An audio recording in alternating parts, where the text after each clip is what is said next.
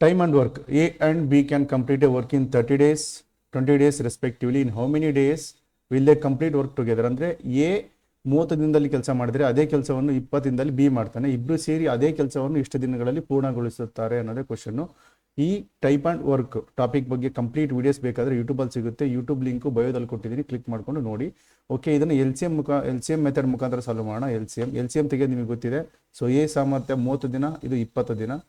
So ಇವೆರಡಕ್ಕೂ L C M common 10ರಿಂದ ಭಾಗ ಆಗುತ್ತೆ. 13 30, 12 20. ನೆಕ್ಸ್ಟು ಯಾವುದು ಡಿವೈಡ್ ಆಗಲ್ಲ, ಸೊ ಹಾಗೆ ಬಿಡ್ತೀನಿ, ಡೈರೆಕ್ಟಾಗಿ ಇಂಟು ಮಾಡ್ಬಿಡ್ತೀನಿ. ಇಲ್ಲಿ 13 30, 32 60, 60 is the L C M. ಇಲ್ಲಿ ಎ 30 ದಿನದಲ್ಲಿ ಕಂಪ್ಲೀಟ್ ಮಾಡಿದರೆ ಬಿ 20 ದಿನದಲ್ಲಿ ಕಂಪ್ಲೀಟ್ ಮಾಡ್ತಾನೆ. ಸೊ ಇಬ್ಬರ ಎಲ್ ಸಿ ಎಮ್ಮು 60, ಅಂದರೆ ಟೋಟಲ್ ವರ್ಕ್ ಈಸ್ 60. ಇದು ಟೋಟಲ್ ವರ್ಕ್ ಈಸ್ 60. 30 ದಿನದಲ್ಲಿ 60ರಷ್ಟು ಕೆಲಸ ಮಾಡ್ತಾನೆ ಅಂದರೆ ಒಂದು ದಿನದಲ್ಲಿ ಎಷ್ಟು ಕೆಲಸ ಮಾಡ್ತಾನೆ ಅಂತ ತಿಳ್ಕೊಬೇಕು. ಓಕೆ, ಇದು ಜಾಸ್ತಿ ಏನು ಮಾಡೋದಿಲ್ಲ, ಡೈರೆಕ್ಟಾಗಿ ಟೋಟಲ್ ಎಷ್ಟು ವರ್ಕ್ ಇದೆ ಡಿವೈಡ್ ಬೈ ಎಷ್ಟು ದಿನ, ಟೋಟಲ್ ಎಷ್ಟು ವರ್ಕ್ ಇದೆ ಡಿವೈಡ್ ಬೈ ಎಷ್ಟು ದಿನ ಡಿವೈಡ್ ಬೈ ಮಾಡಬೇಡಿ. ಸೊ 30 2 60, 23 60, ಅಂದರೆ ಒಂದು ದಿನದ ಸಾಮರ್ಥ್ಯ 2 ಇದೆ ಎದು, ಬಿದು ಅಂದರೆ ಎಫಿಷಿಯನ್ಸಿ ಅವ್ರದ್ದು ಒಂದು ದಿನದ್ದು 3 ಇದೆ. ಓಕೆ, ಇಲ್ಲಿ ಏನು ಕೊಡ್ತಿದ್ದಾನೆ ಅಂತಂದರೆ ಇಫ್ ದೇ ವರ್ಕ್ ಟುಗೆದರ್, ಒಟ್ಟಿಗೆ ಕೆಲಸ ಮಾಡಿದರೆ ಯಾರು ಎ ಪ್ಲಸ್ ಬಿ ಕೂಡಿಸಿದ್ರೆ ಎಷ್ಟಾಯ್ತು ನಮಗೆ 5 ಆಯಿತು. ಟೋಟಲ್ ವರ್ಕ್ ನಮ್ಮ ಹತ್ರ ಎಷ್ಟಿದೆ 60, ಟೋಟಲ್ ವರ್ಕ್ ಇದೆ 60.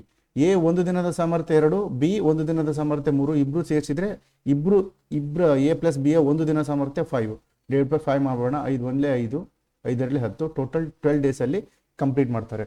ಅಂದರೆ ಒಂದು ದಿನ ಎ ಅವನು ಒಬ್ಬನೇ ಮಾಡಿದರೆ 30 ದಿನ, ಬಿ ಒಬ್ಬನೇ ಮಾಡಿದರೆ 20 ದಿನ. ಅದೇ ಕೆಲಸನ ಇಬ್ಬರು ಒಟ್ಟಿಗೆ ಸೇರಿ ಮಾಡಿದರೆ 12 ದಿನದಲ್ಲಿ ಕಂಪ್ಲೀಟ್ ಆಗುತ್ತೆ. Okay, thank you.